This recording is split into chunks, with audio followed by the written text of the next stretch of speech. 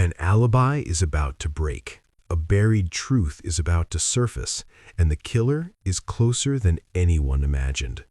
Welcome to Unsolved Mystery Vault. I'm your moderator, Falcon. In Episode 3, a hidden diary completely reversed the blackmail and pointed toward a tragedy nobody in the village had forgotten.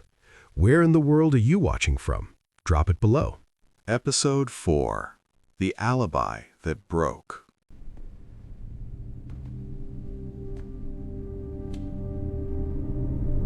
Tuesday arrived with cold rain and the particular stillness of a village that has run out of comfortable explanations.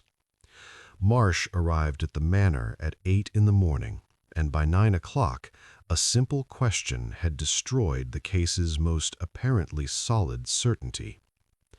Dr. Aubrey Blunt had stated, in his initial interview and in a subsequent written statement, that he had left Hartwell Manor on Wednesday evening at approximately 9 o'clock. Mrs. Fenn, who lived in the village 2 minutes from the manor gates, had been asked as a matter of routine whether she had seen anything, and had confirmed only that she had noticed Dr. Blunt's car still present when she walked her dog at 8:30. But Marsh's sergeant, who had, by now, established herself as invaluable, had spoken on Monday evening to Thomas Wick, the 14-year-old son of the manor's gardener, who had been cycling home from a friend's house late that Wednesday night. Thomas Wick had seen Dr. Blunt's car parked on the lane behind the manor's kitchen garden, not in the front drive where guests parked, behind the house, where there was a door that led directly to the back stairs. And the back stairs led to the library. At 9 o'clock that evening, the same time Dr. Blunt had claimed he was already gone. When Marsh confronted him, Blunt held his composure for perhaps 90 seconds, which was, in Miss Marple's private estimation, longer than she had expected. Then something in him gave way, in the manner of a dam that yields not with a crack, but a steady collapse. He had not left at 9. He had stayed. He had used the back entrance. He had gone to the library to continue an argument with Dorothea that had begun at dinner, an argument about what she intended to do with what she knew. "But I did not kill her," he said. "I shouted at her. I told her she had no right to hold this over me. She told me she had already set her protection in place, that a document existed that would be found if anything happened to her. I believed her. It was the one thing that stopped me." "What was in the document?" said Marsh. Blunt was quiet for a very long time. "Eleanor Vane's death was not an accident," he said at last. "There was a quarrel. Dorothea and Eleanor, they had quarreled badly over me. I was at the top of the stairs. I saw Dorothea push her. I said nothing. Dorothea said nothing.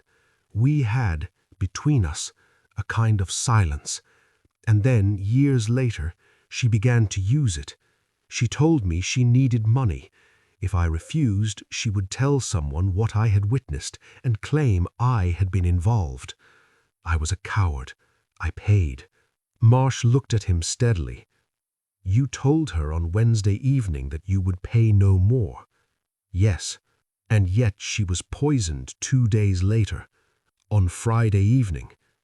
I know how it appears." Where were you Friday evening? At home. Alone. No one to confirm it.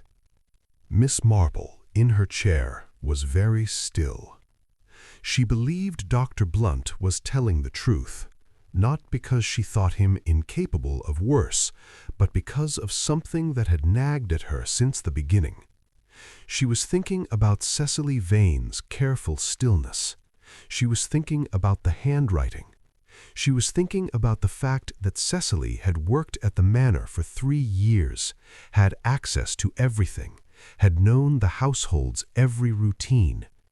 And she was thinking about a second thing, something she had noted at the garden party and set aside until now.